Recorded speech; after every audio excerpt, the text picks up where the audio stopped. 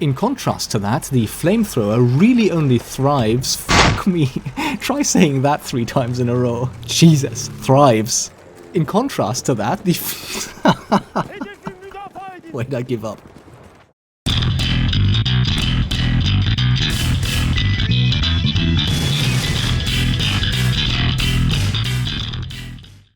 What's up guys, Rogue9 here, and EA have released a few interesting statistics regarding the recent Battlefield 1 beta. And I like statistics and things, so I thought I'd make a short video sharing these core insights, as well as some of the news on how EA and DICE will be using this information to change the game before its final release.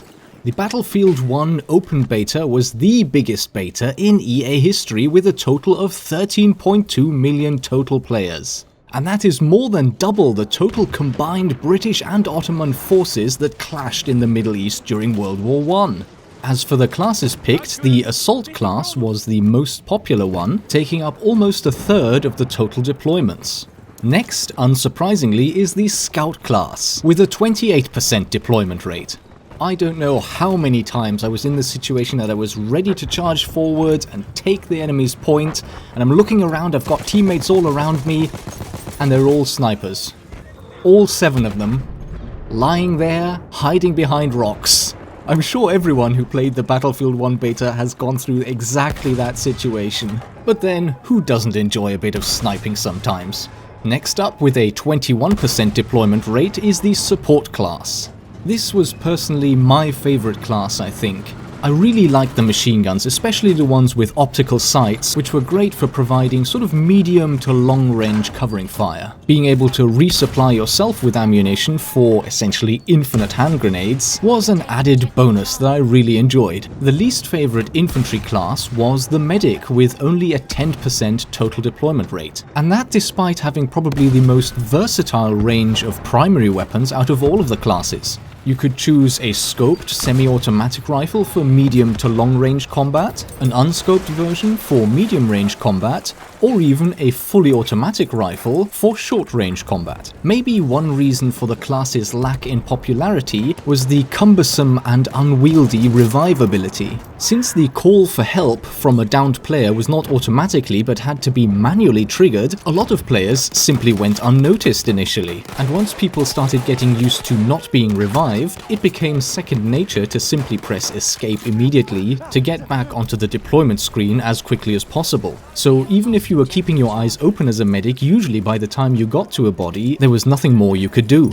DICE have already confirmed that there will be several changes to the medic classes to make it more useful again. This will include technical changes to the class itself, as well as changes to the Conquest game mode. During the beta, only Conquest points counted towards the win, while in the final version, a mixture of Conquest points and kills will count. This will make staying alive far more important again, and thereby increase the value of the medic class. The final 11% of deployments were taken up by vehicle deployments and cavalry deployments. That, of course, doesn't really say anything about those classes' popularity, rather it's simply a function of their limited availability. So all in all, the pick rate for the 4 infantry classes was relatively balanced apart from the medic, and we know that that is going to be fixed. I would say not bad for a first attempt. The other thing to mention here maybe is the popularity and effectiveness of the armoured vehicles, especially the light tank. Once again, this has already been acknowledged by DICE, in 2 separate posts in fact, and they will be addressing the issue both by making changes to the light tank and by providing the infantry classes with earlier access to anti-tank weapons. Now the next interesting insight that we have is that the Tank Hunter was the most destructive out of all 3 elite classes. The 3 classes are of course the Flamethrower class, the Heavy Machine Gunner class, who is clad in almost medieval style armor and carrying the 0815 machine gun, and of course the Tank Hunter elite class, which comes equipped with the 1918 Mauser Tankgewehr. This heavy single-shot bolt-action rifle is of course intended for shooting at armoured targets. But as many players found out, it also makes a great single-shot kill sniper rifle. But saying that the Tank Hunter is the most destructive elite class maybe doesn't mean that much. Which class to go for really depends on the situation. On the wide-open Sinai desert map of the open beta, the Tank Hunter has a clear advantage since he is well equipped for mid to long distance combat.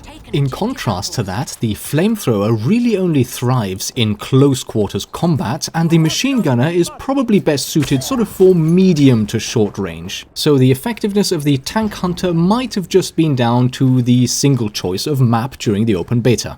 Last but not least, the info that DICE and EA have provided us shows that there were 13 million kills scored by the armored train and 23.8 million road kills, that is, players run over by some kind of vehicle. But again, what is particularly interesting here is the 62.2 million kills while on horseback. And as many players maybe experienced firsthand, the horse again was slightly too effective.